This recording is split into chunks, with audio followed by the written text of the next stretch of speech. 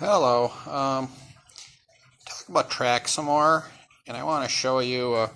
Again, I still have my inside-outside bypass loop set up, and I'm running this 3-tubular track, and I want to show you why I kind of prefer that, or definitely prefer that over the fast track.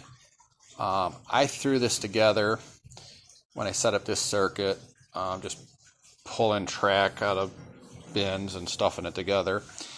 And then when I decided to do this track, I had to make sure everything lined up. That's why I kind of got this funky horseshoe shape thing going on.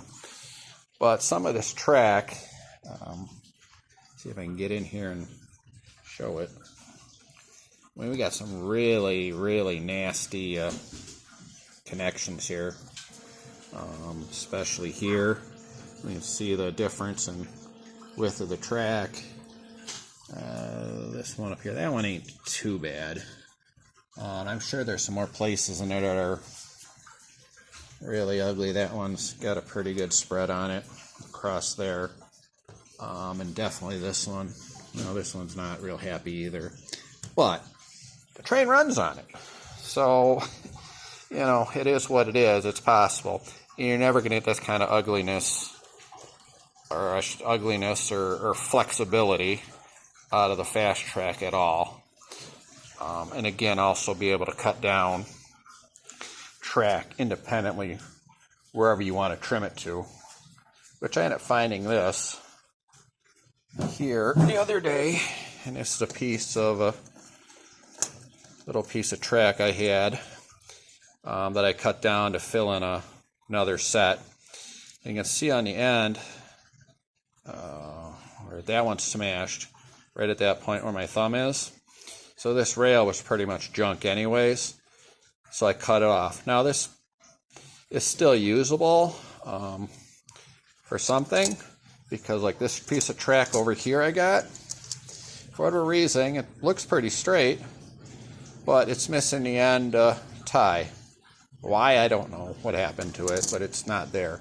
But this one still has a tie on it, so we could easily pry that one off and rebuild that track out of it. I was running my diesel electric, one of the videos was a trigger circuit, and I kept throwing the train. And again, in a hurry, I threw the track together to make an example, and it just kept throwing the train. Well, after looking at it a little bit further, I don't know if I can show this very well, but this section of the track, you can see there's definitely a big old bow in it. So that got stepped on or bent or something at some time, and it's rough. But again, the rest of the section of track down here is in pretty good shape. So if we did get into, we need a quarter of a curve or half a curve or a little bit of extra on a curve, we can cut this section off where it's still good and use it. We also, if we had another one found like this, it's got one section of track that's bent. I had another section of track like right down here at the tube that was blown out. On one of them, we could easily take the outside rail and swap it with an, we can move that around and fix some of this railing. I also have, when I was doing that diesel electric circuit, I have found a track with the pins that were really loose, which when they're loose, they don't conduct electricity very well, so that ain't good either. So we have these little track clip things here, and they just latch into the bottom of the track around a tie, and the other track just sits on them. Now you'd slide this in first and lock that track down inside of there like that, and they work pretty well. But again, if these pins are sloppy in there, you ain't going to conduct very good electricity through it. So I have a pair of these, and I know they make special pliers for this. I don't even know where I got these from, but I can use these to go around and crimp these pins closed and smash that track down a little bit to get a better conductor of electricity. These are steel, which ain't the best conductor of electricity anyways. So every connection counts. If you have a larger set, there's nothing wrong with taking a piece of wire or two pieces of wire and jumping track like I have over there. I have a yellow piece of wire jumping from where the bridge is all the way to between the two little mountain molehill things, whatever they are, to that piece of track. And there's nothing wrong with that. Copper conducts electricity a lot better than steel, so sometimes you have to do that. Now, getting back to this track and why I have it, or why would I want it, sometimes you buy stuff. I went online and I wanted this cross.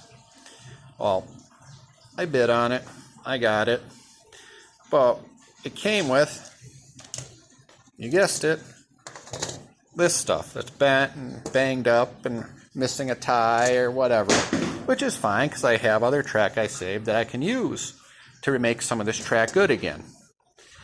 And it just got thrown in with that thing because somebody had track laying around and wanted to get rid of the whole thing, and it was cheaper than buying the cross piece by itself. So sometimes you end up with stuff like that, and again, instead of throwing it away, try to recycle it or try to reuse it for something, because this stuff's getting harder and harder to find, and I don't have huge amounts of money to just go and buy brand new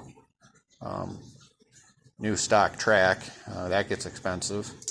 I want to show also this pressure switch that we used the other day as a trigger, and that's all there is. There's a couple of contacts inside there that connect that circuit. Simple as that. So if you're wondering how that works, and there's a spring at the other end on that little adjuster that controls at what pressure this thing will actually make the contact. So if you have a lighter train, it's going to take less pressure to push it down. If we want our circuit to hold on a little bit better, we're going to have our locomotive, which should be the heaviest car, clamp it down, and we start backing off as we get further and towards the end of the train, where like the caboose and stuff was plastic or could be plastic and it's lighter, we can control how much pressure we need to hold down for a certain amount of time. I think that's pretty much it for right now. I think we're gonna next talk about turning some of this track into signal track and what we can do with that. And the signal track is going to pretty much replace this contactor switch.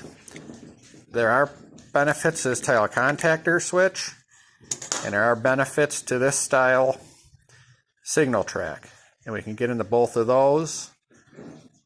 If we're doing that, I'm going to end up using a relay, ice cube relay like this. We'll talk about, and these come in these connector blocks to wire in. I was just using these jumpers that I was checking things out the other day. But alrighty, any suggestions, any comments, leave a like. I'm open to any information that's out there.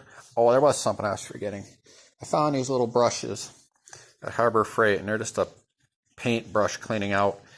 And those actually, I can get those up inside the tubes pretty good and clean those out a little bit. Also watch your pins pulling. These are pretty rough, but even just pulling them out and running that brush inside, putting the pins back in. I really wouldn't recommend putting these pins back in. I bought a couple packs of them. The ones I pull out to turn the tracks the opposite way, I put in a little pill bottle and keep them. Sometimes I'll keep the ones that are bad but not horribly bad, and put those in another pill bottle, because you never know when you might need something to get you through for a little bit. I think that's it. Leave a comment, give me some information. If you have a better way to do it, leave a like, subscribe.